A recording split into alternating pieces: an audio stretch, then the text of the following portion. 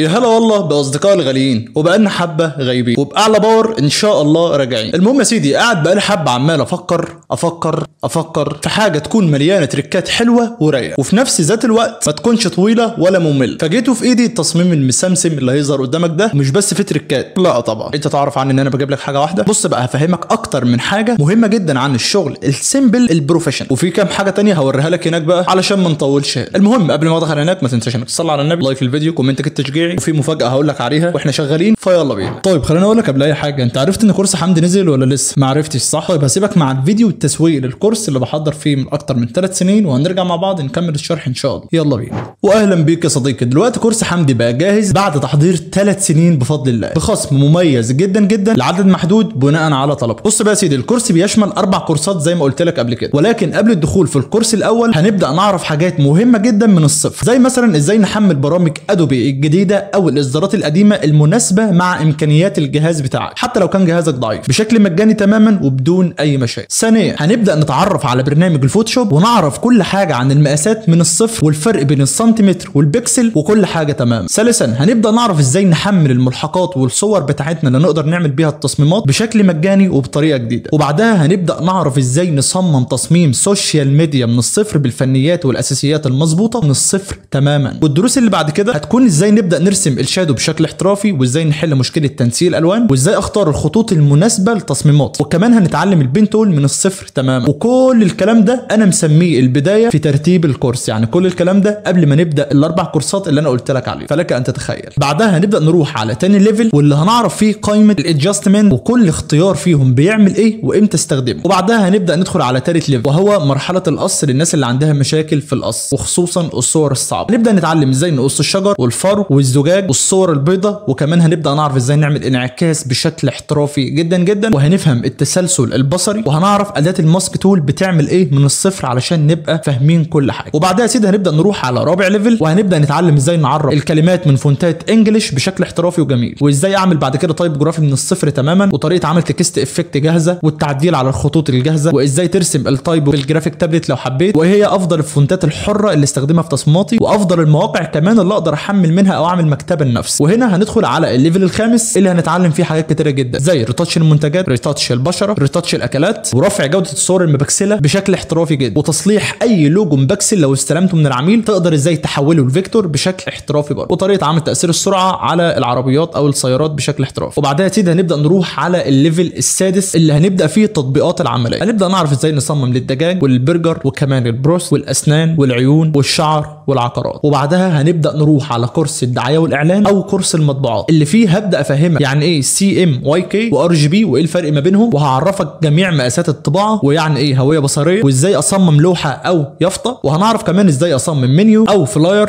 او كارت شخصي، وكمان شغل الاوت دور اللي هو بيكون الاستندات او الفوانيس الجانبيه، وده بيكون ليه فنيات واساسيات مختلفه هنبدا نعرفها كلها من الصفر. بعد كده هنبدا نعرف ازاي نصمم شنطه وخيط والتيشيرتات وكيس رز او مكرونه او اي تصميم لاي منتج عموما، وليتر هيد وستيكر وتصميمات الرول اب. وبعدها هنبدا نعرف الفرق بين طباعه الديجيتال وطباعه الاوفست، وبعدها هنعرف ازاي نفصل الالوان بشكل مبسط وسهل. وبعدها بقى يا سيدي هنبدا ندخل على كورس التسويق الذاتي، واللي هعرفك فيه ازاي تعرض شغلك بشكل احترافي جدا في البدايه لانه مهم، وازاي تسوق لنفسك، وازاي تجيب عملاء، وازاي تحدد اسعار تصميماتك، وازاي تستلم فلوسك من خارج مصر لو انت شغال مع عميل او شركه، وازاي تعمل جميع الاشتراكات في جميع برامج ادوبي والمواقع المدفوعه كمان، وازاي تكون مميز في شغلك، وازاي تطور من مستواك. وبعدها يا سيدي هنبدا نخش على كورس المونتاج على برنامج بريمير، واللي فيه هقول لك على حاجات كتير، منها ازاي بمنتج فيديوهاتي بالشكل اللي انت بتشوفه سواء على اليوتيوب او دلوقتي، والفواصل والتحريكات وحاجات تانية كتير. وهنا تكون انت فهمت انا ليه اتاخرت اكتر من 3 سنين في تحضير الكورس ده. بس فكره ان انا اديك 4 كورسات في كورس واحد ده لان حابب اساعدك وحابب اكون معاك من الصفر تمام. اي حاجه في الكورس ده هتكون مش واضحه هتلاقيني معاك خطوه بخطوه بامر الله. الكورس طبعا هيكون مسجل مش لايف، وده الافضل ليك علشان لو في اي حاجه تقدر انك تراجعها براحتك، وحتى لو وقتك مش كبير تقدر انك تشوف الكورس برضو اي وقت. الكورس ان شاء الله هيكون معاه هدايا كتيره جدا. الهديه الاولى هيكون شنطه ملحقات تتعدى ال 40 جيجا، فيها كل احتياجاتك، تصميمات مفتوحه، فونتات، صور PNG، صور عاديه، منيوهات، فلايرات، كروت شخصيه، وحاجات تانية كتير جدا هسيبك انت تكتشفها براحتك، وده برضه لان حابب اساعدك. الحاجه الثانيه جروب واتساب بيتم اضافتك فيه علشان نبدا نتابع مع بعض لو في اي حاجه. وحاجه مهمه جدا جدا، الناس المجتهده في الكورس ده واللي ان شاء الله هتركز في التطبيقات او في الكورس كله هيكون ان شاء الله ليهم هدايا من فونتات حمدي المدفوعه علشان تبدا تصحصحوا معايا وتفوق لي يا معلم. فبس يا سيدي هنا اكون وصلت معاك لاخر الفيديو، ما تنساش تلحق الخصم ومستنيك هناك في اول درس. حاجه اخيره قبل ما امشي، ما تنساش انك تصلي على النبي ويلا بينا. بص فعليا الكورس هيكون فيه اللي انت محتاجه واللي انت مش محتاجه من تحت الصفر زي ما قلت لحد ان شاء الله ما ربنا يكرمك وتقدر انك تجيب شغل من مكانك. المهم يا سيدي بص بقى، قبل ما افهمك التطبيق تم ازاي عايزك تبقى فاهم يعني ايه شغل سيمبل بروفيشنال زي ما قلت في مقدمه الفيديو بالظبط. كم مره وانت ماشي مثلا على الطرق السريعه في اماكن نظيفه شويه زي مثلا مدينه نصر، مدينتي، وقابلك البيل بورد الكبيره اللي بيكون فيها شغل عقارات كتيره جدا، بتحس ان هو برغم كل البساطه اللي موجود فيها ولكن الشغل فعليا بيقدر ان هو يخطف عينيك قوي، صح كده؟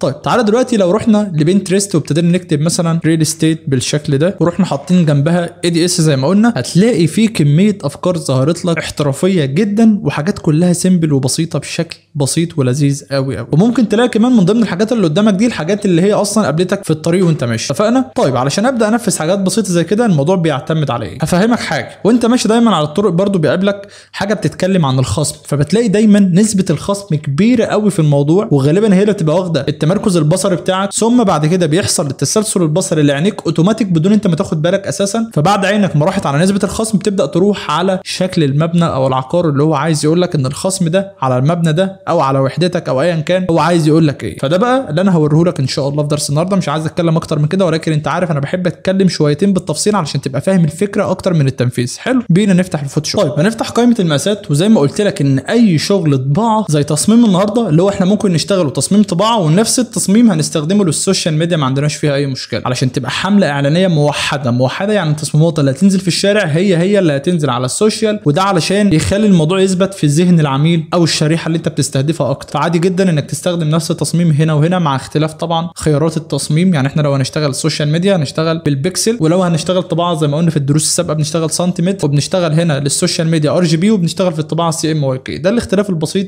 في الطباعه وفي السوشيال، اتفقنا؟ خلينا نقول ان احنا عملنا الديزاين ده ولكن هنصممه بطريقه السوشيال علشان بس الدنيا ما تبقاش تقيله معانا. فاحنا مثلا هنبدا نخلي هنا 2050 عرض في 4000 ارتفاع في ريزولوشن 200، وهبدا اعمل كرييت. حلو، هنيجي بقى لمرحله التصميم. بص يا سيدي الديزاين بتاعها هيتكلم عن خصم 50% على الوحدات مثلا، فهنا الحمله هتقوم على الخصم ال 50% وهي اللي لازم يكون عليها التمركز البصري، ولازم تبقى فاهم يعني ايه تسلسل بصري، اتفقنا؟ يبقى انا اول حاجه بركز عليها جمله 50% لان هي اللي هتجذب عين الشخص، لانك اول ما تقول له 50% خصم هيبدا بعد كده يدور ال 50% على ايه، فهمتني؟ طيب يبقى انا اول حاجه هبدا ادور عليها ال 50%. هديك اكونت فري بيك لشخص شاطر جدا ما شاء الله، يعني بيعمل شويه حاجات رايقه. انت ممكن تبقى قاعد بقى ايه عمال تقلب كده في الاكونت بتاعه، والحاجات اللي تعجبك بتبدا تعمل لها داونلود. طبعا هنا عدد الصفحات، يعني مثلا لو عايز اروح لصفحه رقم 4 ببدا ادوس انتر كده، فبص هتلاقي عنده كميه ارقام لخصومات بشكل مميز بصراحه انا ما شفتوش قبل كده، كميه جمال مش طبيعيه اهو. لحد لما وصلت للستايل ده عجبني جدا، والالوان بتاعتها كانت حلوه جدا جدا. ابتديت ادور لحد لما لقيت 50%. طبعا الملف مدفوع، فانا قمت حاطط الاكونت بتاعي وقمت عامل داونلود بكل بساطه. هتلاقي الملف موجود معاك كده كده، هسيبه لك في الديسكربشن. طيب الملف لما نزل هينزل PSD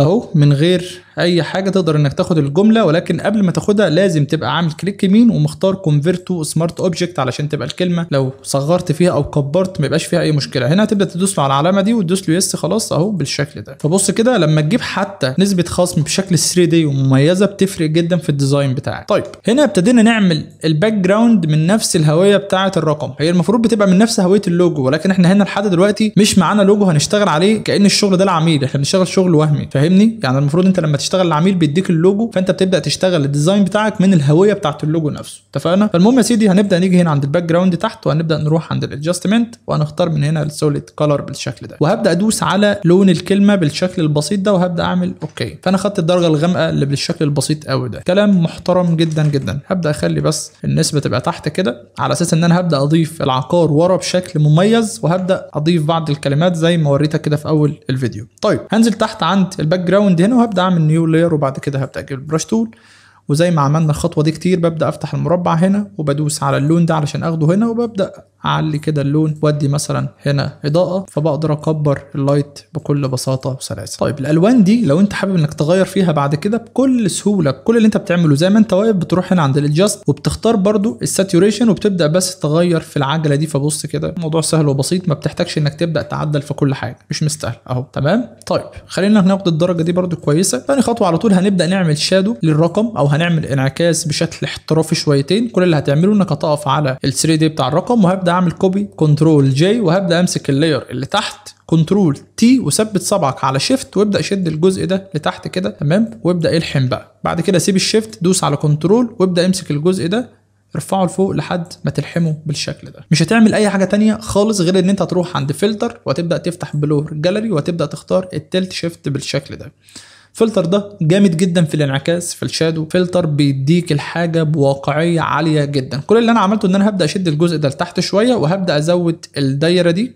فانت هتفهم ايه بقى؟ هتفهم انك لما تشد الجزء ده لفوق هتلاقي ان الانعكاس بيبدا يبقى اقوى. كل ما بتنزل بتلاقي ان هو بيوضح لك اول الانعكاس وبيبدا ينزله لك على بلور شكله حلو. طب خلينا نزود كده الدايره دي. فبص كده، بص لو طلعنا سنه صغيره، بص تيجي بقى تعمل اوكي، هتلاقي ان الواقعيه بتقول كل ما الحاجه كانت قريبه من العنصر كل ما كانت واضحه، كل ما بقت بعيده كل ما بقت بلور اكتر. فده بالظبط اللي بيعمله لك الفلتر. طبعا احنا مش هنخليها بالقوه دي، كل اللي هنعمله هنا ان احنا نبدا نقلل الاوباسيتي بالشكل البسيط جدا ده. وطبعا لازم يبقى فيه جزء للشادو اللي هو الظل. فاحنا هنعمل ايه؟ زي ما احنا واقفين نيو لاير، هتجيب البرش تول، هتبدا تصغر السايز شويه وتبدا تخلي بس الدايره هنا اسود. حلو. ابدا ادي كليك هنا في الجزء ده، كلام جميل. هات السهم ده كنترول تي، كليك يمين، هات الورب. ما تتلخبطش عشان الموضوع بسيط. تمام. وهتبدا تشد الجزء ده ناحيه الشمال. فبص كده، بص تمام زي الفل جدا. هتلاقي ان الشادو عمل معاك كده، صح كده؟ طيب كنترول تي وابدا وسع الشادو اهو وابدا بعد كده خلي الشادو يبقى تحت الكلمه بشكل كده ايه بسيط بالشكل ده. طبعا بلاش توسعه يمين قوي على اساس ان الاضاءه اللي جايه من ورا اصلا، فالموضوع ما يبقاش فيه شادو رامي يمين او شمال، لان الاضاءه اللي جايه لك من ورا مش جايه لك من الشمال. فهمتني؟ احنا بنخلي الشادو رامي يمين في حاله ان احنا نخلي الاضاءه كده، لكن احنا هنخليها من ورا فالانعكاس رامي لتحت. فدي هتديك حته واقعيه شويتين. هنا نبدا ندخل الشادو بس جوه سنه كده، فتمام جدا جدا. بص الدنيا عامله ازاي، انت رسمت الديزاين من غير ما تعمل حاجه اصلا. طيب هنبدا نجيب بقى العقار. يعني مثلا كأن العميل اللي شغال معاك هو مديلك صورة للعقار، فانت عايز تدمج ما بين العقار وما بين الخصم بشكل سيمبل وبسيط واحترافي. حلو كده، اتفقنا؟ فابتديت اروح على فريبك وعلى ادوبي ستوك وعلى اكتر من موقع وببدا اعمل سيرش في كذا مكان لحد لما لقيت حاجة مناسبة. ده طبعا في حالة ان احنا بنشتغل شغل وهمي، لكن انت لو معاك عميل فهو اوريدي بيبقى مسلمك اساسا صورة العقار. اتفقنا؟ فانا هنا ابتديت اكتب ريل استيت اهو، وببدا ادور حبة حلوين لحد لما لقيت الشكل ده بايس دي على فريبك برضو بنفس الموضوع. فابتديت اخده وهبدا احطه معايا كده على الديزاين ورا نسبه الخصم، واتاكد ان انا اعمل كونفيرت تو سمارت اوبجكت زي ما قلنا قبل كده اهو. طيب زي الفل اهو. طيب محتاجين نعمل ايه بقى؟ محتاجين نجيب دايره عاديه جدا من الدوائر دي، هنخلي لونها يكون ابيض عادي جدا برضو، وهاجي تحت اللاير بتاع المبنى وهبدا افرد دايره كده بالشكل البسيط جدا ده اهو. فبص كده اهو، هنصغر الدايره شويتين، هننزل بيها لتحت. طيب هتلاقي ان العقار هنا خارج بره الدايره، احنا عايزين ندخل العقار جوه الدايره بشكل بسيط. طيب انا دلوقتي لو خليت صوره العقار فوق اللاير بتاع الدايره بالظبط وابتديت اقف على لاير العقار واعمل كنترول الت جي كده، بدا العقار يختفي معايا. طب علشان ابدا اظهر منه الجزء اللي فوق من غير ما اخرج الجزء اللي تحت هعمل ايه؟ زي ما انت واقف كده هتبدا تجيب السلكت المربعه وهتبدا تعمل سيلكت على الاجزاء اللي فوق فقط، سيبك من اللي تحت، وهتبدا تعمل كنترول جي اللي هو كوبي من الجزء ده. فهتلاقي ان الجزء ده خرج بره الدايره لانك انت خدت منه كوبي بالشكل ده اهو. فانت بالتالي هتقدر انك تمسك الدايره وتبدا انك تصغر فيها او تكبر بص من غير اي مشكله، ولكن لو صغرت طبعا الجزء اللي احنا خدناه كوبي هيبدا ايه تحس ان هو مقطوع. فاحنا نبدا ايه نظبط فيه كده من غير ما نعمل اي مشاكل اهو. فهتلاقي ان العقار كانه خارج من جوه الدايره بالشكل ده. طيب خد لي كوبي من نفس الدايره دي بكنترول جي اهو، وهتبدا تمسك اللاير اللي تحت هتبدا تكبرها شويه وتقلل اوباسيتي اهو علشان تعمل الجزء الشفاف ده. وكل اللي هتعمله انك هتبدا ترفعه لفوق علشان يديك شكل كده يكون لذيذ بالشكل البسيط جدا ده. كلام جميل. ممكن نمسك كل الدايره بالعقار بالكلام ده ونبدا نكبر كله مع بعضه، ما عندناش فيها اي مشكله. هتلاقي برضو ان عينك رايحه على الخصم لان هو واخد النسبه الاكبر، ثم العقار اللي انا عايز اقول ان انا الخصم بتاعي على العقار ده. طبعا في جزء ابيض تحت انت ممكن ما تاخدش بالك منه، فاحنا هنبدا نرفع الدايره علشان نخفي بس الحاجات البسيطه دي، ونرجع تاني نمسك كل الكلام ده نخليه سنتر بس ايه في الديزاين كده علشان ما تبقاش في حاجه حادفه بشكل مش مظبوط. كلام جميل. عايزين ننور بقى الجزء اللي في النص ده، فانا هبدا انزل تحت اهو عند اللايت اللي احنا عملناه في الاول، واعمل نيو لاير فوقها، وهبدا اجيب البراش تول. هنمسك المربع ده زي ما قلنا، بندوس هنا علشان ناخد نفس اللون، وبنبدا نزوده بالشكل ده وبنعمل اوكي. وبعد كده اكبر السايز، ادي لايت هنا. طبعا لو اللون ما ظبطش معاك ممكن تفتح مربع ده وتبدا تخليه لجوه شويه وتدي لايت اهو، هتلاقي ان هو كده ظبط. كلام محترم جدا جدا. طب عايزين نكتب جمله خصم مميز مثلا، فانا هبدا اروح جوجل ترجمه عادي جدا، استخدمه في كل ترجمتك مفيش فيها اي مشكله. هبدا اكتب خصم مميز اهو، وهبدا اخد الجمله دي هكتب كده بالفونت اللي هو بيبقى فيه حركات شويه الفونت ده، وهنبدا نخلي هنا اول حرف يكون كابيتال بالشكل ده، وهبدا اقسم الجمله على 2. يعني اخد الجمله دي لوحدها وهبدا اضيفها كده ايه لوحدها، يبقى دي لاير ودي لاير اهو، وننزل بيها تحت عادي جدا بالشكل ده. طبعا الفونت ده سيبه لك ما تقلقش.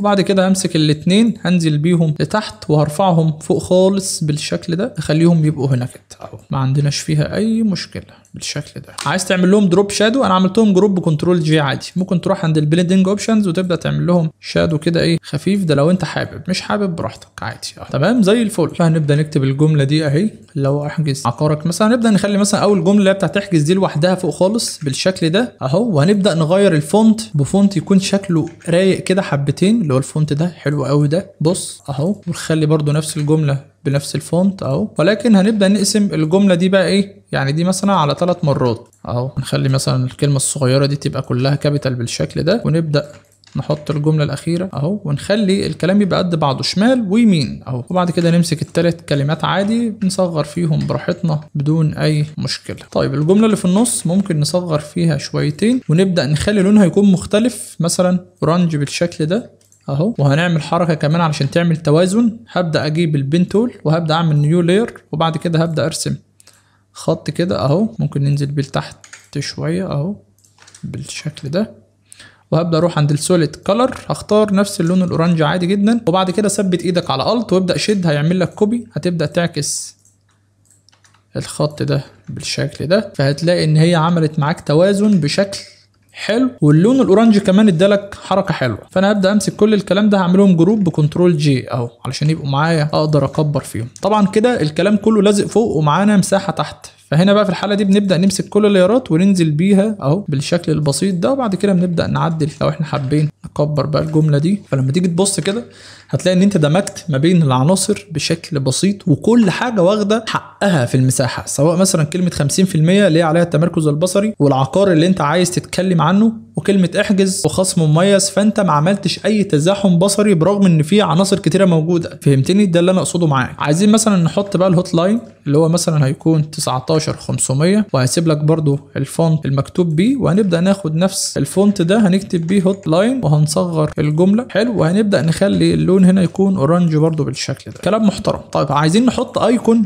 بتاعت فون من غير ما نروح على جوجل ونعمل الكلام ده. في فونت هنا برضو دايما بقول لكم عليه ودايما بتسالوني على اسمه، برغم ان انا بسيبه لكم والله في الديسكربشن كل مره. تمام؟ الفونت ده هو بيجيب لك ايقونات كده كل ما بتكتب له ايه ارقام او حروف. طيب هنا مثلا خلاص حطيت الايكون اهو، هنبدا نعمل شكل كده مثلا اللي هو ايه، هرسم كده شكل ابيض، وهبدا اقلل هنا الفيل، وبعد كده كليك يمين هبدا اخلي ستروك هنا يكون 1 أو 2 باللون الابيض عادي جدا. تمام؟ وهبدا بعد كده اعمل نيو لاير، وهعمل الاثنين ميرج علشان اقدر بعد كده احذف في الجزء ده، وابدا اعمل سيلكت على الخط اللي داخل في الرقم واحذفه، فيديني الشكل البسيط اللي انت شايفه قدامك ده. طيب هنا المفروض يبقى فيه لوجو بقى، اللوجو اللي هو المفروض بتاع العميل. فانا ابتديت اروح على فريبيك واجيب اي لوجو عادي، فهبدا مثلا اخد معاك اللوجو ده وهبدا اشده معانا على الديزاين، ولكن طبعا هنخلي لونه ابيض علشان يبقى ماشي مع الموضوع، وهبدا اخليه فوق كده على الشمال بالشكل البسيط قوي السيمبل ده. لو عايز تكبر في اللوجو كبر، ما عندناش مشكله اهو. يبقى لما تيجي تبص هتلاقي ان الديزاين سيمبل بسيط قوي واحترافي، وينفع معاك على اي حاجه سواء سوشيال ميديا. يعني مثلا احنا لو نشتغل سوشيال ميديا نبدا نخلي بس المقاس بتاعه يكون مربع، اللي هو المقاس التربيعي بتاع السوشيال ميديا بتاع الفيسبوك والانستجرام والحاجات دي كلها. لو هنشتغل فوانيس او ستاندات او ايا كان هنشتغل على المقاس اللي انت شايفه قدامك ده. وممكن نجرب، يعني انا دلوقتي لو رحت معاك على فريبيك مثلا وابتديت اكتب هنا موك اب بوستر مثلا بالشكل ده، وابتدينا نعمل داونلود لاي شكل انت شايف ان هو كويس. طيب هنيجي نفتح الملف، لو فتحت الجروب ده هتلاقي لاير فيها الديزاين القديم. كل اللي هتعمله انك هتغير الديزاين زي ما قلت لك بالديزاين بتاعك، ولكن في خطوه نسينا نعملها. بص يا سيدي، بعد ما خلصنا الديزاين خلينا نطلع فوق خالص وهنبدا نعمل نيو لاير،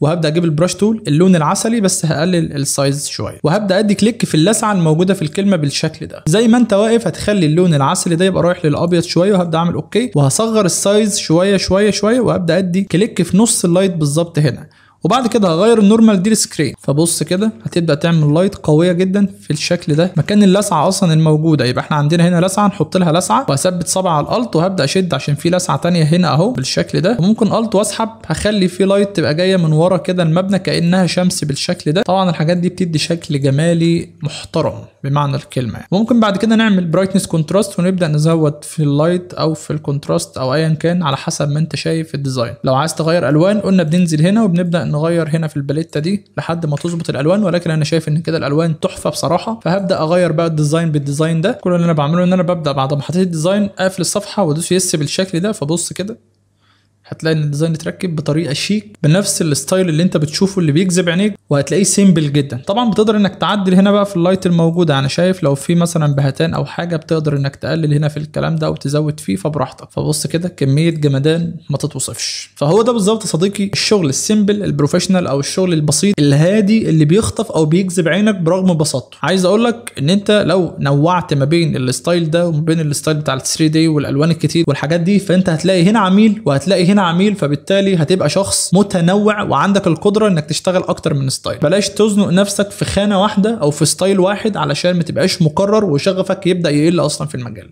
دي نصيحتي ليك، وانت عارف ان انا بحبك في الله، فبحب اكلمك بكل امانه ومصداقيه، وبحب اكلمك عن الحاجات اللي انا جربتها على نفسي قبل ما اديها لك. فبس يا سيدي انا اكون وصلت معاك لاخر الدرس. ما تنساش خصم الكورس، وما تنساش كمان كومنتك للفيديو ده، لايك علشان يساعد على ظهور الفيديو اكتر. الاهم انك ما تنساش انك تصلي على النبي. اشوفك في فيديو جديد. سلام.